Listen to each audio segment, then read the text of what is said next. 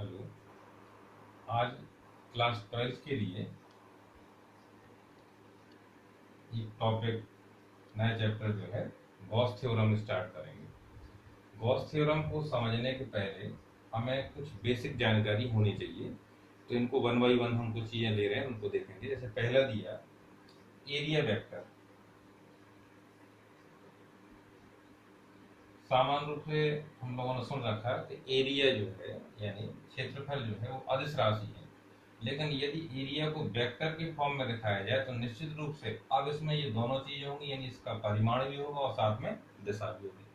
तो यहाँ पर ये देखने की बात है कि मान लिया एक एरिया यानी क्षेत्रफल ये एक, लेकिन अगर जब इसको वेक्टर के फॉर्म में दिखाएं तो एरिया ए को अगर वेक्टर के फॉर्म में दिखाएं तो इसका डायरेक्शन भी लेना पड़ेगा। तो डायरेक्शन इसके प्लेन के परपेंडिकुलर ऊपर की ओर होता है, यानी इसका ए का जो डायरेक्शन होगा वो इस प्लेन के परपेंडिकुलर ऊपर की होगा। जैसे इस बोर्ड को अगर हम अपना ये बोर्ड जो है इसको अगर हम एरिया वेक्टर के फॉर्म में लें तो एरिया तो इसका इसकी लेंथ ले लेंगे, वेड्थ ले लेंगे, इसको मल्टीप्लाई कर देंगे तो इसका हम एरिया आ जाएगा। लेकिन इसका डायरेक्शन जो होगा तो ये जो ना मार्कर रखा इस प्रकार से सब ऊपर की तरफ होगा। इस हिसाब से हम ये कह सकते हैं कि एरिया वेक्टर जो होगा तो उसमें एरिया को हम वेक्टर के फॉर्म में दिखाएं, इस वजह से उसको लिखा जाएगा area vector is equal mod A यानी इसका परिमाण इनटू ए कैप। तो ए कैप जो है वो डायरेक्शन शो करेगा इसका, और इसका डायरेक्शन इस प्लेन के परपेंडिकुलर ऊपर की तरफ होता है। ठीक, तो ये हो गया। अब अगला टॉपिक लेते हैं हम प्लेन एंगल। अभी तक हम लोगों ने जो पढ़ा सामान्य रूप से कोण, तो कोण वास्तव में हम समतल में कोण लेते हैं।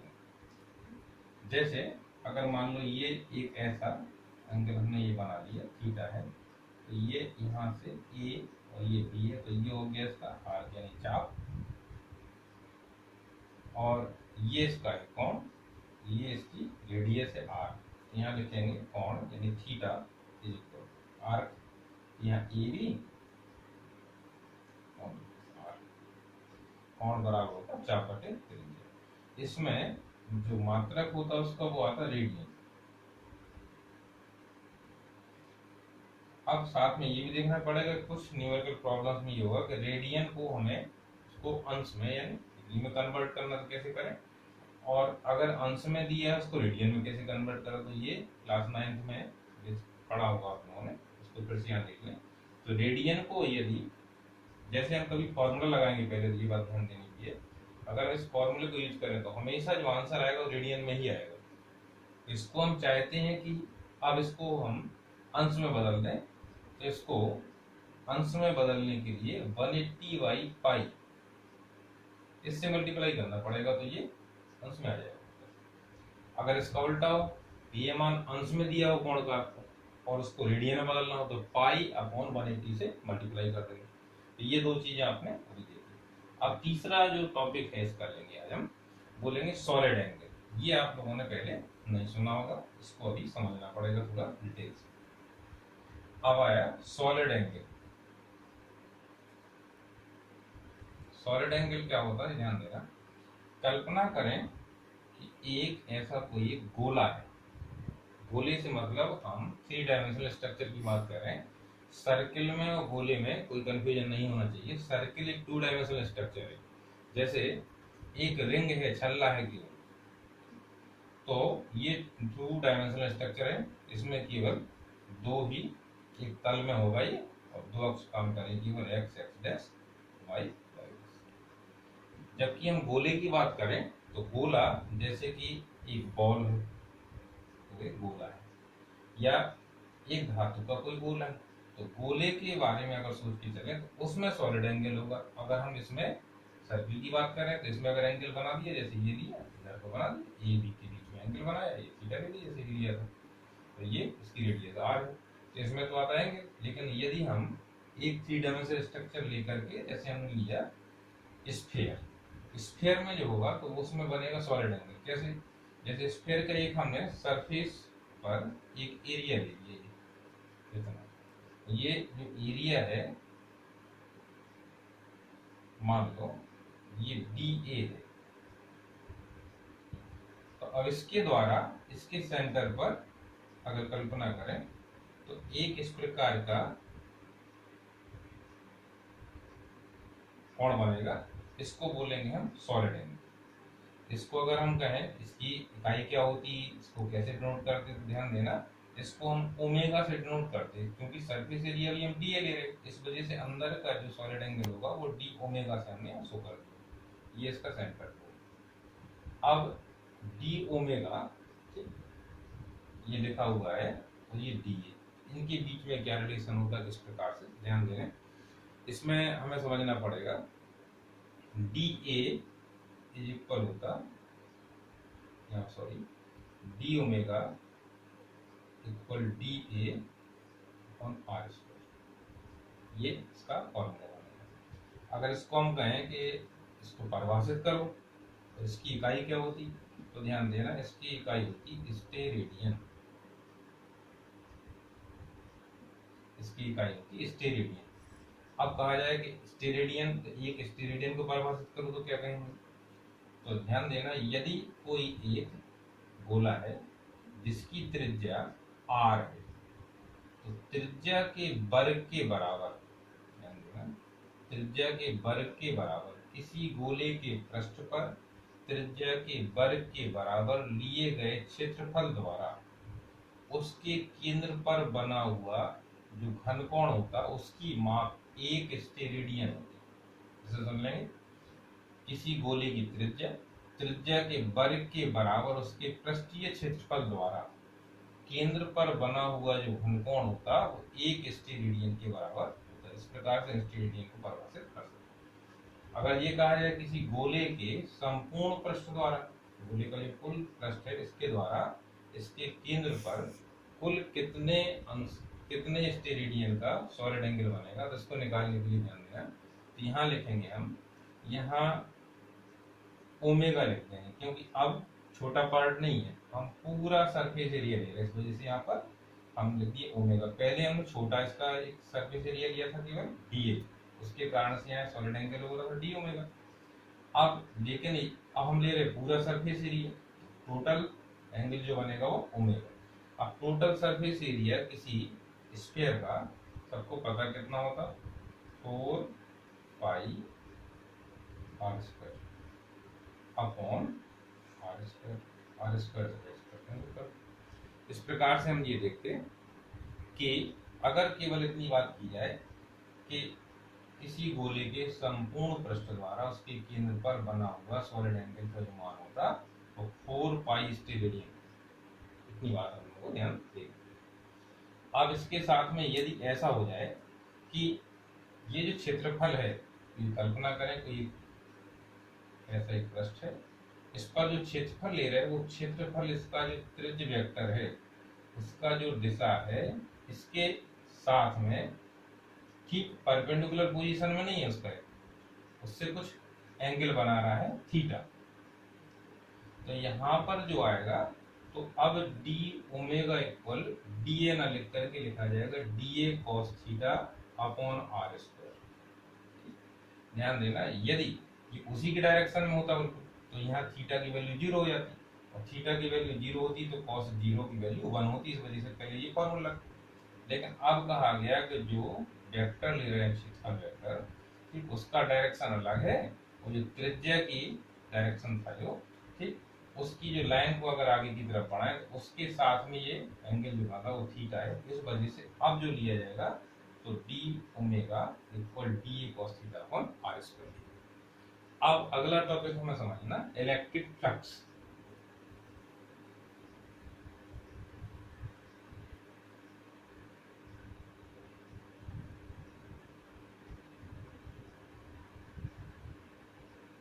पहले हम समझे वाटर फ्लक्स से लेते हैं। जैसे किसी स्थान पर हम एक वाटर कैनाल है, उसमें पानी बह रहा है, इसमें पानी का एक फ्लक्स है चल रहा है। अगर इसमें हम एक रिंग की कल्पना करें, इसको पानी की चलने की धारा की दिशा के ठीक लंबवत स्थिति में उसको अंदर डुबो दें, तो उसके अंदर से अधिकतम पानी निकलेगा, यानी मैक्सिमम वैल्यू जो होगी पानी की उसे अंदर से पास आउट। अगर इसी हम फ्रेम को इस पानी के अंदर घुमाते हुए चले जाएं और उसको पानी की दिशा में ही कर दें। पहले की स्थिति में क्या रखा था, पानी की चलने की जो दिशा है उसके लंबवत रखा, तो उसमें से सबसे ज्यादा जलधारा अंदर से होकर भी गुजरेगी। लेकिन यदि इस फ्रेम को हम इस प्रकार से रखें कि पानी की जो जलधारा जा रही है उसी के अनुदिश इसकी चौड़ाई को करके रख दिया जाए, तो पानी ऊपर से निकल जाएगा, नीचे से निकल जाएगा, लेकिन इसके अंदर से होकर नहीं जाएगा, तो कहा जाएगा उस समय इसमें से फ्लक्स जीरो। ठीक इसी प्रकार से ये दृश्य चीज है, इस वजह समझाने में हमने इसको ये समझा। अब समझा जाए जैसे कहीं पर एक वैद्युत क्षेत्र लागू है, वैद्युत क्षेत्र की तीव्रता ई है, ऐसा वैद्युत क्षेत्र लागू है। अब इसमें ये कल्पना की है कि यहाँ पे एक क्षेत्रफल रख दिया हमने, और जो क्षेत्रफल है वो ए है, क्षेत्रफल इसका एरिया जो है वो ए है।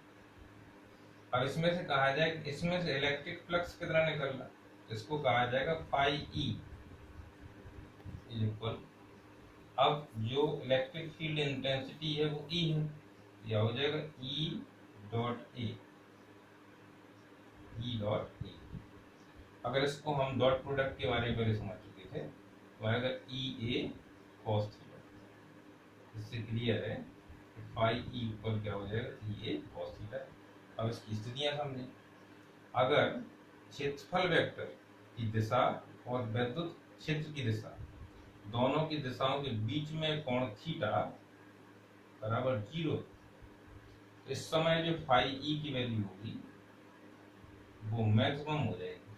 क्यों? क्योंकि कॉस 0 की वैल्यू 1 होगी, जो कॉस में अधिकतम मान है, इस वजह से यहाँ आ जाएगा ई ए। जबकि अगर इसका उल्टा सोचें, हम थीटा इक्वल 90 कर दें, यानी क्षेत्रफल वेक्टर जो है उसका डायरेक्शन और इलेक्ट्रिक फील्ड जो है उसका डायरेक्शन, इन दोनों के बीच में एंगल जो है 90 का है।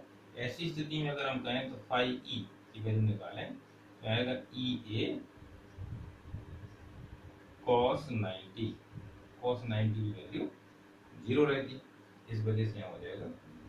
शेष जो इसकी बीच की स्थितियां होंगी उसमें अगर देखा जाए तो इनके मान यहाँ से जो हमने शुरू किए थे, ई मैक्सिमम आया ये, और ई आई ई जो आया ये आगे 0 कब, जब ये 90 दिया, तो बाकी 0 और 90 के बीच में जो मान होंगे उनको भी प्राप्त किया जाए। अब यहाँ पर कुछ चीजें हम और ध्यान देंगे। जैसे कहा जाए कि इसके लिए यूनिट बनाई जाए, यूनिट क्या होगी, यूनिट बनाने के लिए ई लिखा है, E equal F upon Q होता है, E equal F upon Q, और इनटू अब आगे जो इसको ले रहे हैं हम फाई के लिए यूनिट बनाना चाह रहे हैं, तो फाई को लिखते हैं एफ अपॉन क्यू इंटू ए। अब ये होगा न्यूटन मीटर स्क्वायर पर कूलम, तो न्यूटन मीटर स्क्वायर पर कूलम इसकी यूनिट हो जाएगी। अगर इसका डायमेंशनल फार्मूला बनवाए तो डायमेंशनल फार्मूले बनाने के लिए क्या करेंगे हम, एफ का डायमेंशनल फार्मूला होता है M L T raise to the power -2, तो इनटू आएगा यहाँ पर टी की पावर, और Q के लिए जो डायमेंशनल फार्मूला होता वो होता AT। अगर इन सबको हम सॉल्व करें तो इसका जो मान आएगा वो हो जाएगा m, और यहाँ पर ये तो कैंसिल हो गए दोनों, t की पावर -2 है, t की पावर +2 है, लेकिन ये वाला जब ऊपर जाएगा तो t की पावर हो जाएगी -1, और l जो क्यों, तो a की पावर, इस प्रकार से ये देखा हमने M L T raise to the power -1 A raise to the power. फिर से देख लें, यहाँ पर हम एफ का फॉर्मूला लिखा M L T raise to the power -2, और ए दिया था, तो यहाँ पर सॉरी यहाँ पर ये मिस्टेक हुई, इसी से हम कंफ्यूज हो गए थे। यहाँ क्या लिखेंगे, एरिया है तो मीटर में एल स्क्वायर लिखा जाएगा, इसको हम सही करते हैं, यहाँ हो जाएगा एम एल क्यू और T raise to the power -3 A raise to the power -, इस प्रकार से यहाँ पर जो बनेगा एम एल क्यू और T raise to the power -3 A raise to the power -1, इस प्रकार से ये उसका डायरेक्शन फॉर्मूला हो जाएगा। अब इलेक्ट्रिक फ्लक्स के बारे में बात करना समझ। अब जाकर के हम लोग गॉस थ्योरम को समझ सकते हैं। गॉस थ्योरम की पहले आज केवल इसकी हम स्टेटमेंट को देखते हैं।